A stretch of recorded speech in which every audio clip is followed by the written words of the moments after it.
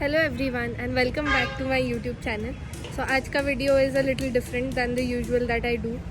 It's not a vlog, but you people might know कि I recently transferred from Ukraine to Kyrgyzstan. So this video is based on that. I've been getting a lot of messages and DMs about the procedure of the transfer. So I decided कि एक sit down video कर ही लेना चाहिए to help those who are in need, who need to transfer and have no idea how the process is going to be. I'll be answering the common questions that I've got about the transfer. If I look awkward and weird, so just bear with me because this is not my niche. It's not a vlog and obviously it's a sit down video, a little bit scripted, but everything that I share is important and it will help you a lot with the transfer.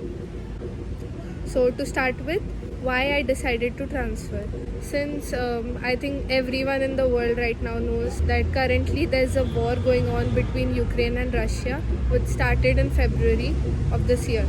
So in February I was in my 5th year in Ukraine, and initially I thought कि कुछ तो solution निकल आएगा और we'll be allowed to continue with our online studies like what happened during the pandemic, but we weren't allowed to do so. So there were very few options left, one of which was taking the transfer. So initially there were very few universities who were accepting transfer from final year students. By the time I was supposed to transfer, I was already in final year. September आ चुका था, and the only option left to transfer was कि तुम एक year back लगा लो या एक semester back ले लो. Kyrgyzstan government is offering final year transfers to students from Ukraine as a help, and therefore I decided to give it a try. I researched thoroughly about the university, about the procedure. I took the help of an agent. So first of all, why Kyrgyzstan? My priority was that I shouldn't get a semester back or a year back, and other than that I wanted the degree to be recognized in every part of the world. If tomorrow if I want to go for post graduation or if I want to work abroad, I should be able to do so. So those were my priorities. Yours could be different. I know students who have transferred to countries where students who have transferred into universities which are not recognized by ISHMs because they don't want to study abroad after this, or they don't want to work abroad, they want to settle in India, and that's fine, that's completely okay. We have different priorities and that's all right. So if you are into that, you have options, research about that. My next question is choosing the university. International School of Higher Medicine is where I transferred to. So this university is recognized by India as well as abroad by US, Canada, Australia, UK, everywhere. So there was no reason according to the documentation that I felt that it's not a good university to transfer to. So the next thing is the documentation required. Well, first of all, the first and most important thing that Ukrainian students need is the transcript. Transcript is the mark sheet of all 5 years or all 4 years that you have studied there. It includes the marks, the hours that you've studied subject wise, and that is like the record that the university provides for transfer, and based on that record you will be accepted or not accepted into a university. So the most important document is the transcript. Second is your passport. Third is your 10th mark sheet, your 12th mark sheet. Now I know most of the students have their mark sheets submitted into the Ukrainian university. Well, that's where we have to take help of an agent, because agents who take responsibilities of extracting our documents and providing us transcript.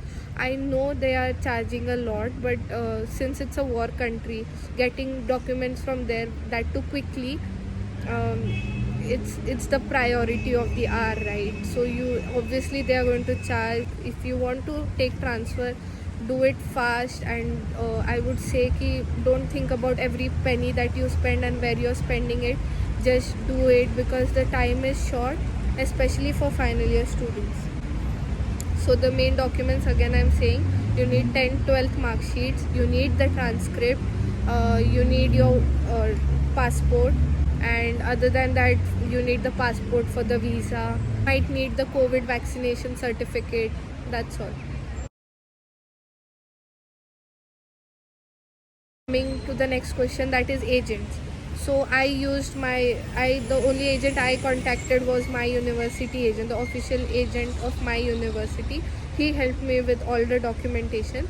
The prices and all I'll tell you at the end of the video, the price breakdown of everything that was needed. Next is the timeline. So since I applied quite early, my documentation took a lot of time because it was the first time of the agent also to send students, to send transfer students to this country. But after me, those students who came, like their process happened quite quickly. Pehle to I applied for the transfer on 17th of September. My admission letter came within a week. On 23rd September, I had my admission letter from this university. Now I need to emphasize on this कि तुम्हारा admission letter will come only and only when the university sees your transcript. In my case, since I was going through an agent, so he sent the soft copy of my transcript to the university. They assessed that, saw my scores, and only then decided to give me a transfer. Okay. So my admission letter, which is also the invitation letter, that came on the 23rd of September. My transcript was ready by 30th of September. So, I got my transcript. I applied for the visa. So the documentation for the visa requires your invitation letter, your original passport, and obviously the fees, everything that you have from the university. The visa requires that. So now my visa was also applied by my agent, and it took around 15 days for my visa to arrive. So I got my visa at around 6th of October, and then I flew on 15th of October. So now when I came, there weren't much students from Ukraine who had arrived. So we waited for about 10 days until we went to the university and did the further process. So my classes have already begun. Today is the 5th of November, and I've already been attending my classes for a week. So my classes started on 31st of October. So now that we've covered most of it, I'd like to tell about the living facilities. So when I was coming from India, I was told that I have to live in the hostel for 1 month since we are new here, and until we settle a bit and get to know the city, we should be living in a hostel.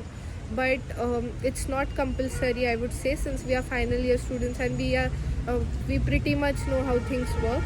So if you are a group of friends and if you don't like the hostel, you can obviously go and search for apartments and rent an apartment and live. Apartments are quite expensive as compared to Ukraine. On an average, a one room kitchen apartment is around 30,000 som. Also, the som currency that works in Kyrgyzstan is equal to the INR. If you're living in the hostel, you have to also pay for the mess. The mess, unlike Ukraine, we have 3 times ka mess here: breakfast, lunch and dinner, and the food is great. Like, I have no complaints about the food.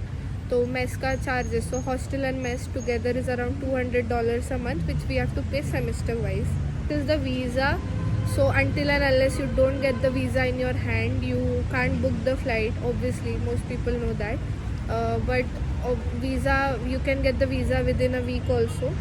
My timeline was a little extended because there weren't a lot of transfers that were happening when I took the transfer. But right now, I know people who have applied just 2 weeks back and are right now in Kyrgyzstan, and they have started with their university also. The important thing is the flight.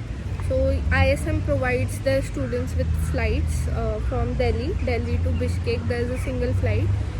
You can book that through the university. Like, if you are taking the help of an agent, so he will do it for you.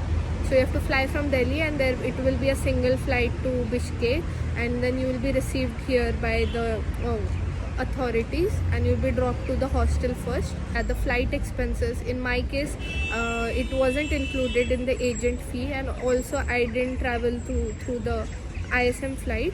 I booked an Air Arabia flight on my own from Mumbai because that was the closest to where I lived. But it's up to you. You can do whatever is convenient for you. Hi, my phone stopped recording after the last clip, and the most important part of the video got cropped out. Let me tell you the expenses of the transfer. First and foremost, the agent charges. It depends on the agent that you are taking help from. My agent took a total of $2,000, and the breakdown was as below. He took $1,000 for the documentation of the transfer and the document extraction from Ukraine. Then $500 for the withdrawal of transcript from the university, and $500 were for the admission charges to ISM. Then after that, he took 20,000 INR for the visa. Third thing that I paid was the college fees. Now this can be paid semester wise, but keep that in mind that the first semester fees is to be paid in cash. So the college fees was $5,500. Along with this, we had to pay the credit difference, which was $1,000, and the hostel and mess is $200 per month. It's a total of $8,500, which excludes the hostel and mess charges, and along with this 20,000 INR. I think that's all for the charges. Yes, it might appear as a lot, and to be honest, it was a lot of money. This video is solely made for those who have no idea about the transfer. I tried my best to answer the FAQs. If you still have questions, you can comment down below, or you can DM me on my Instagram, which I will link. And I will surely answer your questions if you have any. So that's it for this video. I hope it helps someone, and thank you and have a nice day.